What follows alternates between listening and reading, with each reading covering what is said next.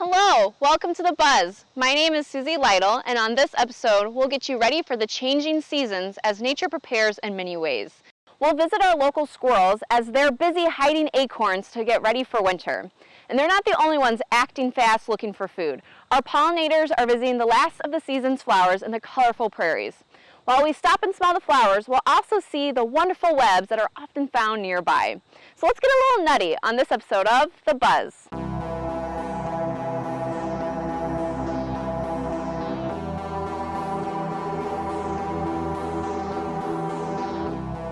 Squirrels. They're nutty, fluffy, and mischievous. The best part is you can find them pretty much anywhere with mature trees. In our forest preserves, we have a few species to look out for, including gray squirrels, fox squirrels, red squirrels, and even nocturnal flying squirrels. They all look a little different, but they all have the same adaptations, making them important parts of the ecosystem. Illinois has 4 species of tree squirrels. First up is the fox squirrel. It's the largest of the group and has orange rusty fur all over. Next is the eastern gray squirrel, which is slightly smaller than the fox squirrel. And as the name suggests, it has a gray fur coat with a white belly. Now these squirrels can be a little tricky to identify because sometimes you'll see them with all black fur or all white fur. They're still gray squirrels, but they have a genetic mutation that turns their fur all one color. Now, black and white squirrels are a rare sight to see, but we have been lucky enough to see black squirrels here at McKinley Woods, Frederick's Grove. Fox and gray squirrels are hands down the most common squirrels in our area. One that's a little harder to find is the red squirrel. Red squirrels have rusty red fur and white bellies. Take a look at their faces. The white ring around their eye will help you tell them apart from their orange fox squirrel cousins. Red squirrels are smaller than both fox and gray squirrels, and they have a limited range in Illinois. They keep to the northeastern counties. Our wildlife ecologist has spotted them at Thorn Creek Woods Nature Preserve and Evans Judge Preserve along the Kankakee River. The southern flying squirrel is the smallest tree squirrel in Illinois. They are in our area, but they're more abundant in the southern part of the state. They aren't easily seen because they're nocturnal. They have grayish brown fur with white bellies. And they have super big eyes because they're active at night. They need to collect all the light that they can to see. Their flying ability comes from folds on either side of their body that they can extend wide in mid-air, kind of forming like a parachute. They don't quite fly, but they use this to glide from tree to tree. Fun fact, the only true flying mammals are bats. Our tree squirrels are active all year long. Except when it comes to extreme cold weather, then they'll hunker down in their nest. They can nest in tree cavities or build their own home.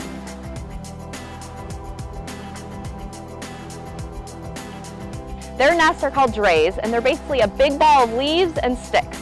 You can start seeing drays in the trees once the leaves fall to the ground. These drays may look pokey on the outside, but on the inside, they're warm and cozy, lined with grass and mosses. Each squirrel species has 2 breeding seasons. First one in the winter, from January to February, and then a second one somewhere between March and July. This means they can have babies twice in the spring or in the late summer. The litter size can be anywhere from 2 to 4 babies, but flying squirrels can have up to 7. These babies will become independent after 10 to 12 weeks. And overall, squirrels have short lifespans, lasting about a year or 2.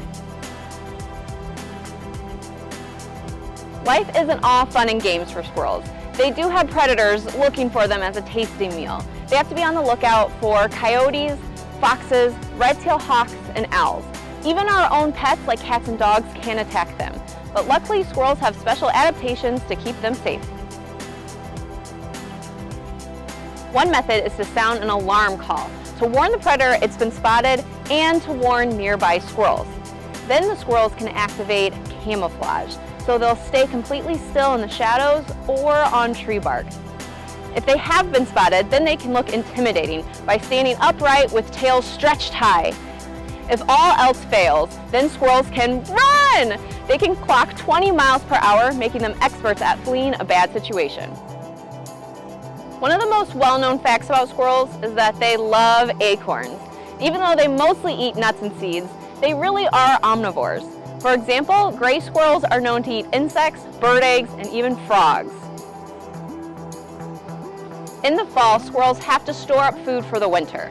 Now, putting all your acorns in one basket is an easy score for thieves. So squirrels tend to do more of a scatter hoarding approach. This means they'll hide nuts in hundreds or thousands of places. They will even dig fake holes to fool those spies that are looking to swoop in and steal a recently buried nut. Researchers have found that squirrels bury similar foods together. So acorns are in one area, hickory nuts are in another. They believe this helps them use their smell to find these nuts later in winter. But they've also been doing studies that they're using spatial cues too. So they'll look at a tree, gauge it from their home and to their hiding spot to triangulate where that secret stash is hidden. As good as squirrels are at retrieving food later in winter, they don't find everything.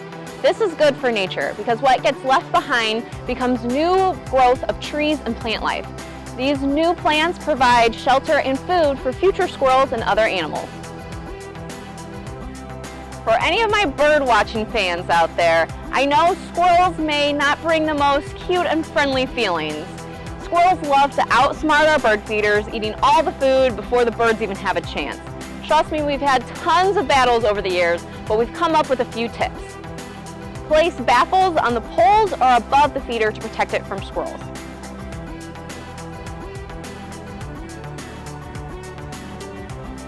Consider changing your seed. Safflower is liked by birds, but not so much by squirrels. And if that doesn't work, try upgrading your feeders to something that shuts with a squirrel's heavier weight. Lastly, add a ground feeder. By giving squirrels an easier place to feed, that gives the birds chances at some of the other feeders. Whether you love them or battle them, squirrels are important members of the forest. They are food for larger predators and also accidentally plant trees for a greener tomorrow.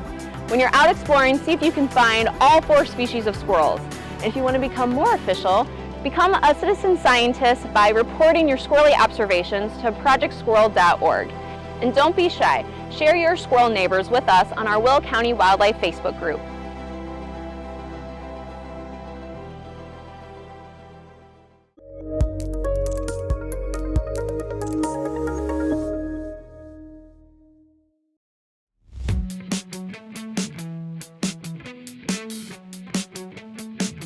This October, make it your mission to lace up those shoes and hit the trails for our virtual 5K. Do it how you want to, when you want to, all while soaking in some head-turning fall colors.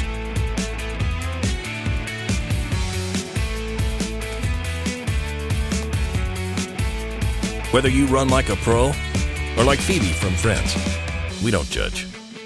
Heck, you can even walk the entire way. The goal is to get you moving outside fast or slow during this very cool time of year.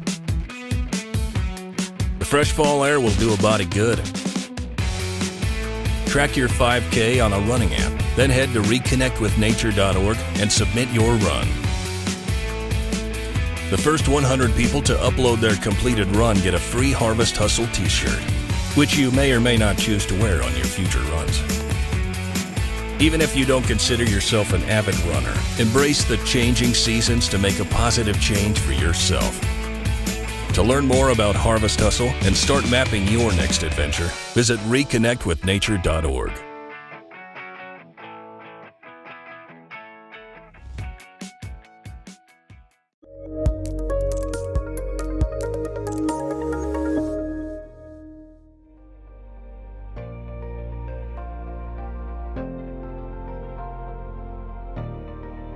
The transition from late summer to early fall is what we like to call spider season.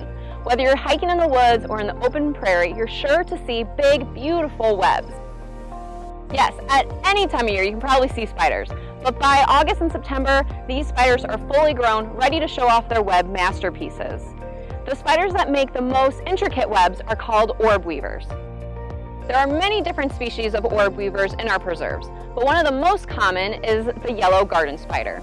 This one has a lot of different names, so you may also have been hearing it called the yellow and black argiope, golden orb weaver, zipper spider, or banana spider. These spiders have black and yellow bodies with long golden and black legs. The females are the big ones, measuring over 2 inches, and like most spiders, males are smaller with less impressive patterns. Yellow garden spiders are active during the day and night. They build and repair webs every day. The straight spokes of the web are non-sticky, and it's used as a spider to walk around. Once the spokes are added in, then they'll go around adding the sticky circular spots. These sticky spots are what catches the insect on impact. You may also notice a zigzag pattern on the spider's web. This is called a stablementum, and scientists aren't really sure what this feature is really used for. They think maybe it helps attract prey or a mate, maybe it adds stability to the web, or it's a big enough pattern that it can alarm birds not to crash into it. After the web is complete, the spider will either sit in the middle or find a hiding spot nearby. It's waiting to feel any slight vibration. When it feels a vibration, it will go to investigate if it caught anything. Once it has caught an insect, it will wrap it up in silk, bite the tasty treat, injecting venom that will turn it into what I like to call spider soup. A female spider can catch a prey 200% of her own size. This includes flies, moths, grasshoppers, and more. These spiders may look intimidating, but don't worry, they want nothing to do with humans. They will bite if harassed, but the venom doesn't really do much to us.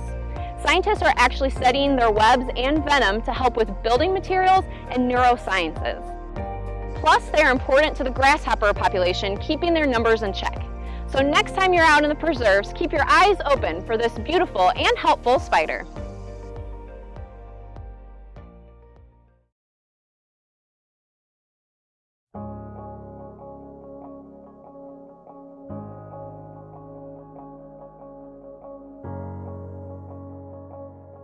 One of Illinois' nicknames is the Prairie State. At one time, there was 170 million acres of prairie in the Midwest. Today, however, tallgrass prairie is considered one of the rarest ecosystems, being reduced just to 1% of its original area. These original prairies were converted to farmland using the fertile soil to provide much-needed food for the growing population. The prairies that are left behind were the ones that couldn't really be used for farming. Those are the ones near railroads or cemeteries. If you remember back to a past episode, we were at Vermont Cemetery, which is one of the best preserved prairies in the state. The remaining prairies may not look like much, just a bunch of grass. And that visual is not completely wrong. 80% of prairies are made of grasses, sometimes with as many as 40 to 60 different kinds of species. The remaining 20% is made of diverse flowering plants, up to 300 species. That kind of diversity brings tons of wildlife, from large deer to tiny insects. The time for these flowers to shine is midsummer into fall. The first round is full of milkweed blooms, coneflowers, bergamot, and more. Then come late summer, early fall, a new group takes that place. We'll be meeting the yellows, purples, and whites that are crucial for pollinators right now. It is the last chance for the butterflies, bees, and more to fuel up on food before migrating, overwintering, or ending their life cycle. Plus, before there were pharmacies around every corner, our ancestors used these same plants to help ease illnesses. Some worked, and others didn't.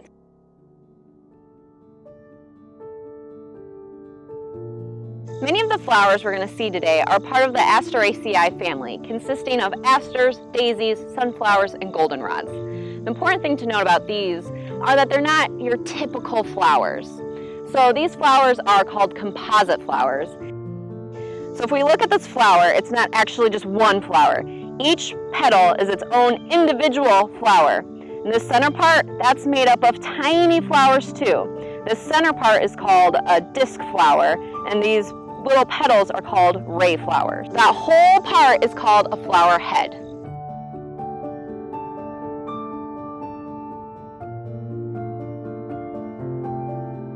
An iconic fall flower is the sunflowers.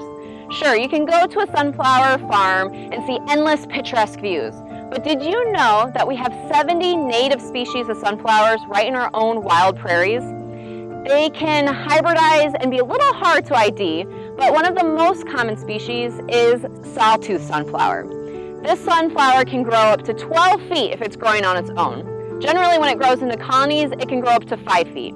It has a smooth stem with a waxy coating, and like the name suggests, it has little sawtooth edges on the leaves. This is a favorite among bees, as it provides pollen and nectar as a reward. Sunflowers can be aggressive since they grow from a rhizome stem. This creates colonies, like seen here, that can dominate the landscape.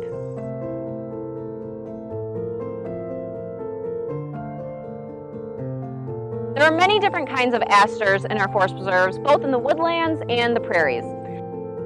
The word aster in Greek actually means star, which plays along with their appearance and their shape. Asters can be found in many different colors, so they can be white, blue, pinks, purples, they can be big, they can be small. One of my favorites is the New England aster, and it's easy to tell apart from the others because of its size and its colors. So this one can bloom throughout October, it can be 4 feet tall, and has these flower heads that can be up to 2 inches wide. New England aster has acids inside that are made up of anti-inflammatory properties. So this was once used as a poultice to help aching pains, or brewed in teas to help reduce fevers.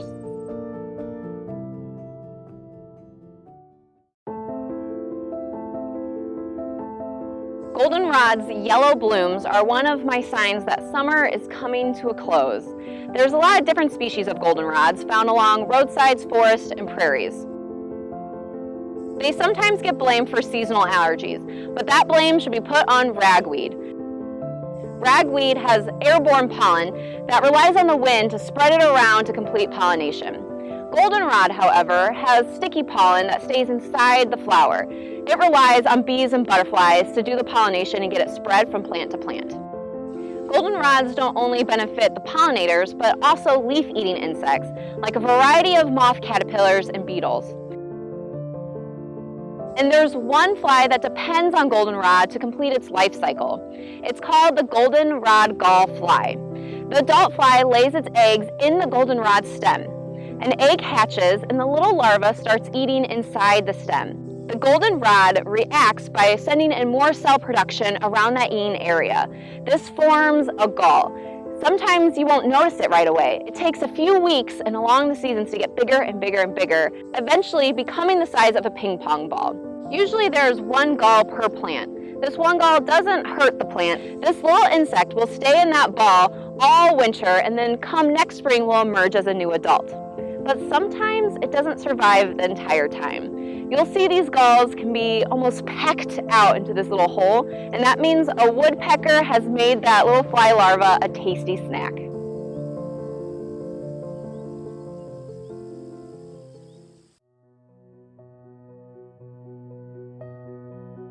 There are many different kinds of boneset in our preserves, all that have these white, dull white flowers on top of tall stalks. Now this is also part of that Asteraceae family, so these flowers aren't those typical flowers. These are really just like the center parts. They are a favorite of the usual suspects of pollinators, but also flies and wasps. The name boneset has a few origin stories. First up is the concept of doctrine of signatures. So this was a theory that if the plant looked like a particular body part, it could be used to treat ailments of said body part. So for boneset, the stem is rigid and the leaves kind of encase it, sort of looking like a backbone. So they thought that boneset should be used to help set bones. A little bit of a stretch, but this next one makes a little bit more sense. Another story is that it was helped to ease pain for a 19th century fever called bone-breaking fever. It was this intense fever that made you feel like all your bones were breaking.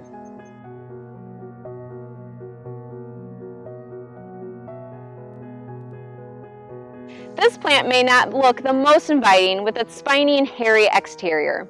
Pasture thistle is a native thistle that can be found along roadsides, abandoned fields, and even high-quality prairies.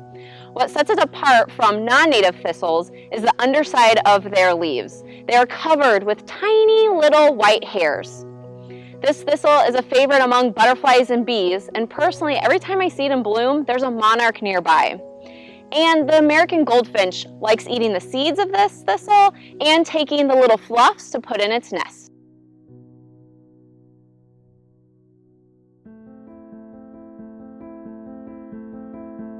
Let's not forget about those grasses. First up is the big blue stem. This is actually our state prairie grass.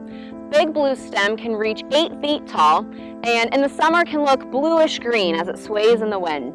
Come fall, it turns like a yellow bronze color. It's also called turkey foot because the little seed heads on top split out to make 3 little feet. The other species that's dominant in our prairies is Indian grass. It's a little different than big bluestem as it has a big fluffy seed head on top. It can be about the same size or a little smaller, but generally the colors are different. Indian grass will stay brown and bronzy. These grasses provide great food sources for grasshoppers and great shelter for different bird species.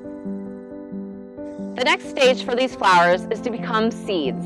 The beautiful colors will transform into big balls of fluff that rely on the wind to carry it far away from the parent plant to start somewhere new.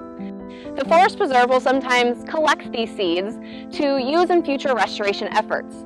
These seeds can be planted when transforming farm fields back into wild prairies. By converting a little piece of your yard back into prairie, we can help regrow some of those grassland acres, providing sanctuaries for birds, butterflies, bees, and so much more.